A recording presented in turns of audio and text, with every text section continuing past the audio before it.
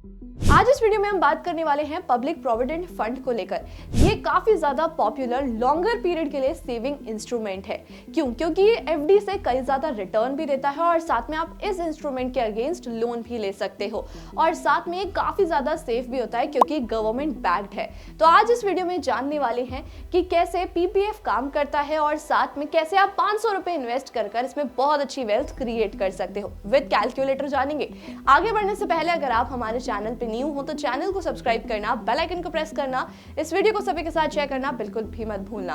सबसे पहले तो public provident fund post office की एक स्कीम होती है जिसमें आप इन्वेस्ट कर सकते हो। कोई लंबा प्रोसीजर इसमें नहीं होता, आपको सिंपली एक अकाउंट ओपन कराना होता है और अपनी इन्वेस्टमेंट स्टार्ट करनी होती है। अब ये जान लेते हैं कि इसमें कौन कौन इन्वेस्ट कर सकता है। सबसे पहले तो आप एक इंडियन रेसिडेंट होने चाहिए। एनआरआईज के लिए ये ऑप्शन अवेलेबल नहीं होता।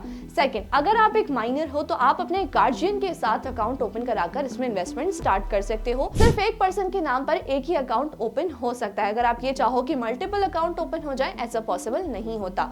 और चौथा, इसमें जॉइंट अकाउंट की फैसिलिटी आपको नहीं दी जाती है। तो ये 4 तरीकों से आप इसमें अपना अकाउंट ओपन करा सकते हो।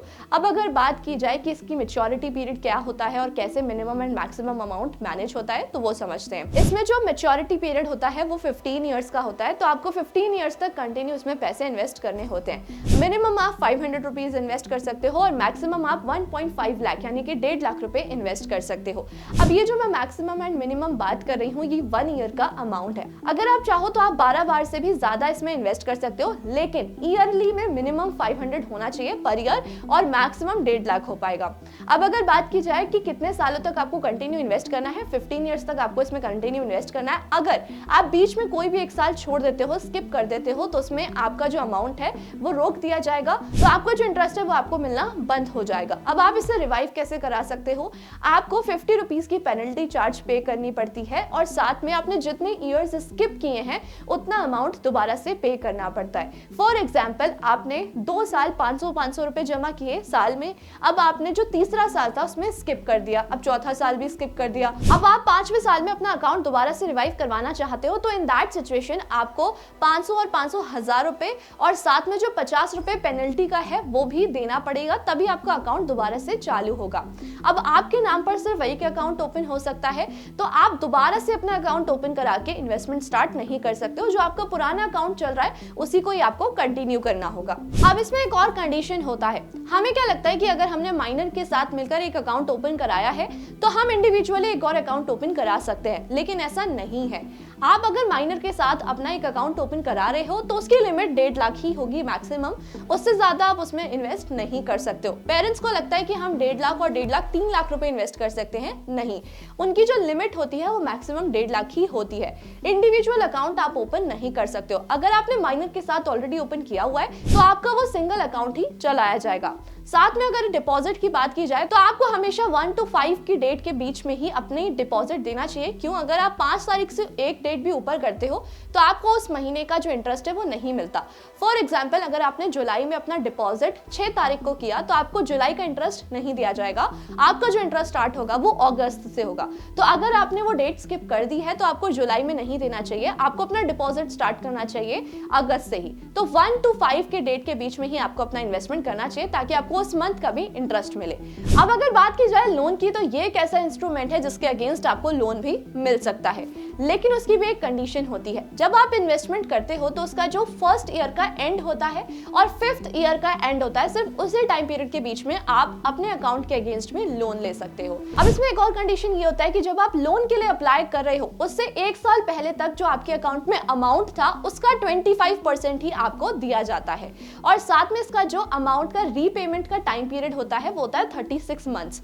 अगर आप उस टाइम पीरियड में अपना अमाउंट रीपे नहीं करते हो तो आपका जो इंटरेस्ट है वो काफी ज्यादा हाई कर दिया जाता है। वैसे तो आपको 1% के रेट ऑफ इंटरेस्ट पर लोन मिलता है। अगर आप अपना लोन रीपेमेंट नहीं करते हो तो इन दैट सिचुएशन आपका जो इंटरेस्ट रेट है वो 6% तक भी जा सकता है। और अगर 36 मंथ्स में आप अपना लोन का रीपेमेंट नहीं करते हो तो आपका जो पीपीएफ अकाउंट में ऑलरेडी अमाउंट होता है उस अमाउंट से उस लोन को रिकवर करना स्टार्ट कर दिया जाता है। अब अगर बात की जाए पार्शियल विड्रॉल की, अगर कोई इमरजेंसी सिचुएशन क्रिएट हो जाती है तो क्या हम पार्शियल विड्रॉल कर सकते हैं? तो यस, इसमें पार्शियल विड्रॉल अवेलेबल होता है, लेकिन उसमें भी एक कंडीशन होती है कि आप 5th ईयर के बाद ही अपना पार्शियल विड्रॉल कर सकते हो। 1 से 5 साल के बीच में आप लोन अप्लाई कर सकते हो अगर आपको पैसों की जरूरत पड़ रही है तो, और अगर 5 साल के बाद आपको कोई पैसों की जरूरत पड़ रही है तो 50% तक का अमाउंट आप उसमें प्री विड्रॉल कर सकते हो। अब अगर प्री मैच्योर क्लोजर की बात की जाए तो क्या इसमें ये चीज अवेलेबल होती है? बिल्कुल होती है, बट सिर्फ कुछ सर्टेन कंडीशंस में।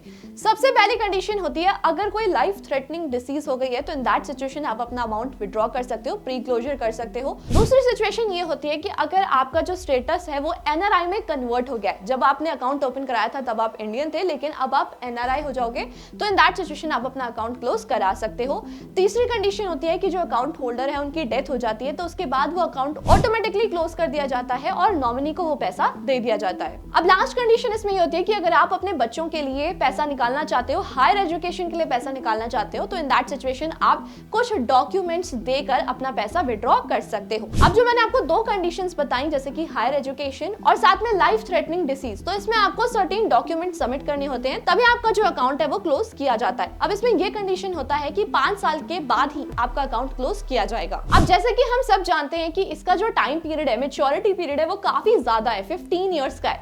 तो गवर्नमेंट ने ये सारे ऑप्शंस अवेलेबल किए हैं ताकि अगर किसी के ऊपर कोई भी इमरजेंसी सिचुएशन क्रिएट हो जाती है तो वो पैसे विड्रॉ कर सके। अब अगर आप ये चाहते हो कि 15 इयर्स के बाद भी इसका आपको प्रॉफिट मिलता रहे, आपका इंटरेस्ट बढ़ता रहे, तो आप इसे 5 साल के लिए और भी ज्यादा एक्सटेंड कर सकते हो। अब इसमें भी आपके पास 2 ऑप्शन होते हैं, या तो आप विद डिपॉजिट या तो आप विदाउट डिपॉजिट इसे कंटिन्यू कर सकते हो। अगर आप विदाउट डिपॉजिट कंटिन्यू करते हो तो आपका जो ऑलरेडी अमाउंट उसमें पड़ा है उसमें ईयरली आपका जो इंटरेस्ट है वो आपको मिलता रहेगा। अगर आप विद डिपॉजिट करना चाहते हो तो सेम रूल अप्लाई होता है, मिनिमम 500 एंड मैक्सिमम 1.5 लाख रुपए आप उसमें इन्वेस्ट कर सकते हो। लेकिन आपको बैंक को एक बार इन्फॉर्म करना होता है कि आप इसे कंटिन्यू करवाना चाहते हो और साथ में आप विद डिपॉजिट और विदाउट डिपॉजिट कंटिन्यू करोगे। अब अगर इंटरेस्ट रेट की बात की जाए तो पीपीएफ का जो करंट इंटरेस्ट रेट चल रहा है वो है 7.1%। तो आइए देखते हैं कि अगर आप 500 रुपीज इसमें इन्वेस्ट करते हैं तो आपको कितना अमाउंट इसमें मिलेगा। अगर ईयरली इन्वेस्टमेंट की बात करें तो यहाँ पर हम 10,000 रुपीज ले सकते हैं। टाइम पीरियड रहते हैं 15 इयर्स का, तो मैच्योरिटी पीरियड हम 15 ईयर ही डालेंगे। रेट ऑफ इंटरेस्ट जो अभी चल रहा है वो है 7.1% का।